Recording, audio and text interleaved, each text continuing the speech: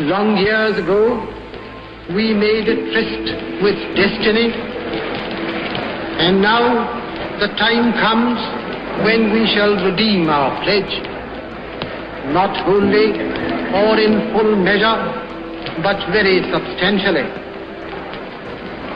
At the stroke of the midnight hour, when the world sleeps, India will awake to life and freedom.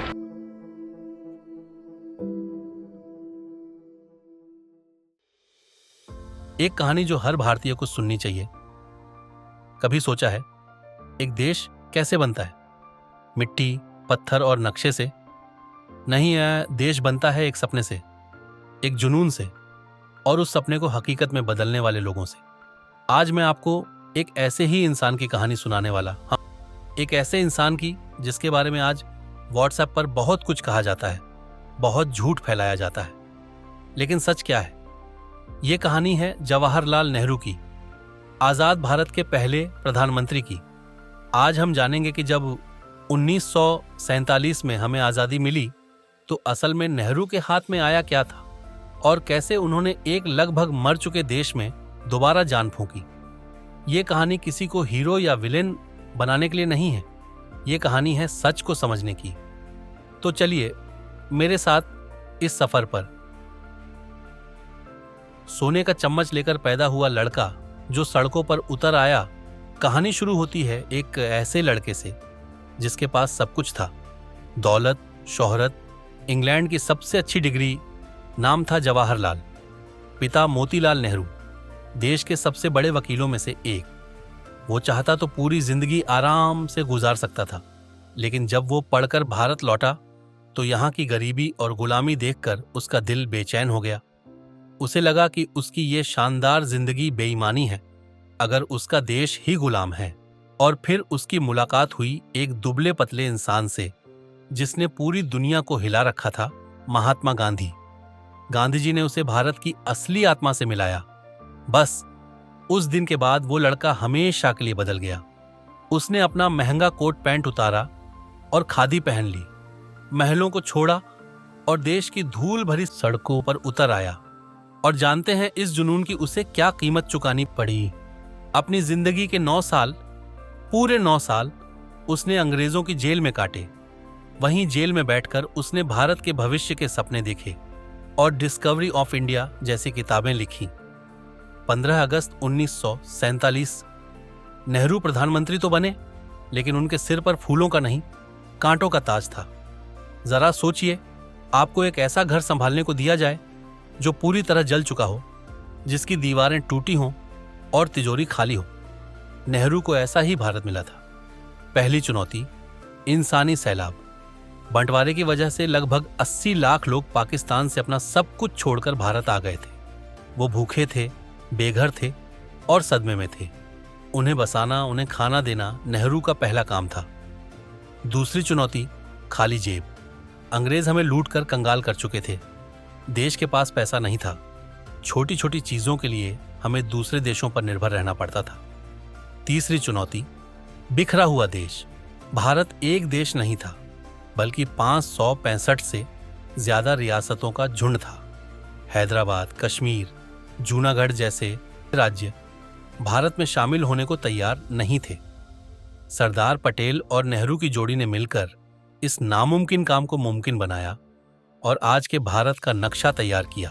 आज जो लोग आराम से बैठकर नेहरू की आलोचना करते हैं, वो शायद कल्पना भी नहीं कर सकते कि उन हालातों में देश को एक रखना ही कितना बड़ा चमत्कार था। अब सवाल ये था कि इस बिखरे हुए देश को जोड़ा कैसे जाए। नेहरू कोई जादूगर नहीं थे, वो एक आर्किटेक्ट थे। उन्होंने एक एक ईंट जोड़कर नए भारत की नींव रखी। पहला काम, लोकतंत्र की गारंटी। नेहरू चाहते तो आसानी से तानाशाह बन सकते थे, जैसा हमारे पड़ोसी देशों में हुआ, लेकिन उन्होंने ऐसा नहीं किया। उन्होंने चुनाव करवाए, संसद बनाई और अपने खिलाफ बोलने वालों को भी पूरा सम्मान दिया। उन्होंने कहा, लोकतंत्र में असहमति सबसे बड़ी सुरक्षा है। दूसरा काम, भविष्य की तैयारी। नेहरू जानते थे कि असली ताकत ज्ञान और विज्ञान में है। उन्होंने नारा दिया, ये बांध, ये कारखाने ही आधुनिक भारत के मंदिर हैं।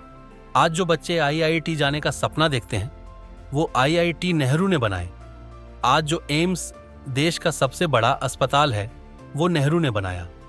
आज जो इसरो चांद पर तिरंगा फहराता है उसकी शुरुआत नेहरू ने की थी।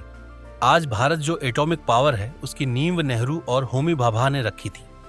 तीसरा काम, देश को आत्मनिर्भर बनाना। नेहरू ने बड़े बड़े स्टील प्लांट, फैक्ट्रियां और कंपनियां खड़ी की ताकि हमें किसी के आगे हाथ न फैलाना पड़े। चौथा काम, औरतों को हक दिलाना। शायद ये उनका सबसे बड़ा काम था। उन्होंने हिंदू कोड बिल पास करवाया जिसने पहली बार हिंदू महिलाओं को संपत्ति और तलाक जैसे अधिकार दिए। उस समय पूरे देश ने उनका विरोध किया, लेकिन वो औरतों के हक के लिए सबसे उलझ गए। उस समय दुनिया 2 टीमों में बंटी हुई थी, अमेरिका और सोवियत संघ। सब पूछ रहे थे इंडिया किसकी टीम में है। नेहरू का जवाब था इंडिया अपनी टीम में है, हम शांति की टीम में हैं। उन्होंने गुटनिरपेक्ष आंदोलन, नॉन अलाइंड मूवमेंट बनाया। मतलब हम किसी के गुलाम नहीं, हम अपनी विदेश नीति खुद तय करेंगे। इस एक कदम ने दुनिया के नक्शे पर भारत को एक ताकतवर और इज्जतदार देश बना दिया। वो धोखा जिसने एक प्रधानमंत्री को तोड़ दिया। कहते हैं ना, सबसे गहरा जख्म वो देता है जिस पर सबसे ज्यादा भरोसा हो। नेहरू के लिए वो जख्म था चीन। वो हिंदी चीनी भाई भाई के नारे को हकीकत मानते थे, लेकिन 1962 में चीन ने हमें धोखा दिया और हमला कर दिया। हम उस युद्ध के लिए तैयार नहीं थे और हम हार गए। ये हार सिर्फ देश की नहीं थी, ये नेहरू के भरोसे की हार थी। इस धोखे ने उन्हें अंदर से तोड़ दिया। उनकी सेहत ऐसी गिरी कि वो फिर कभी पूरी तरह उठ नहीं पाए।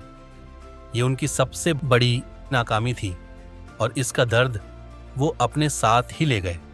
तो फिर हम नेहरू को कैसे याद रखें? तो अगली बार जब कोई व्हाट्सएप पर आपको नेहरू के बारे में कोई झूठा मैसेज भेजे तो उनसे बस कुछ सवाल पूछना। अगर आज हम एक लोकतंत्र में जी रहे हैं तो क्यों? अगर आज हमारे पास आईआईटी, इसरो और एम्स हैं तो किसकी वजह से? अगर आज भारत एक परमाणु शक्ति है तो इसकी पहली ईंट किसने रखी थी? नेहरू इंसान थे, उनसे गलतियां हुई, लेकिन उनके योगदान को भुला देना या उस पर झूठ की परत चढ़ा देना अपने ही इतिहास से बेईमानी होगी। तो अगली बार जब आप किसी आईआईटी, आईआईएम ग्रेजुएट की सफलता की कहानी पढ़ें, इसरो का कोई रॉकेट आसमान में देखें या वोट डालने के लिए लाइन में खड़े हों, तो एक पल के लिए उस इंसान को याद जरूर करना जिसने एक राख के ढेर से इस देश को खड़ा किया था। उसका नाम था जवाहरलाल नेहरू। इस कहानी को शेयर कीजिए ताकि सच की आवाज झूठ के शोर में दब न जाए। जय हिंद।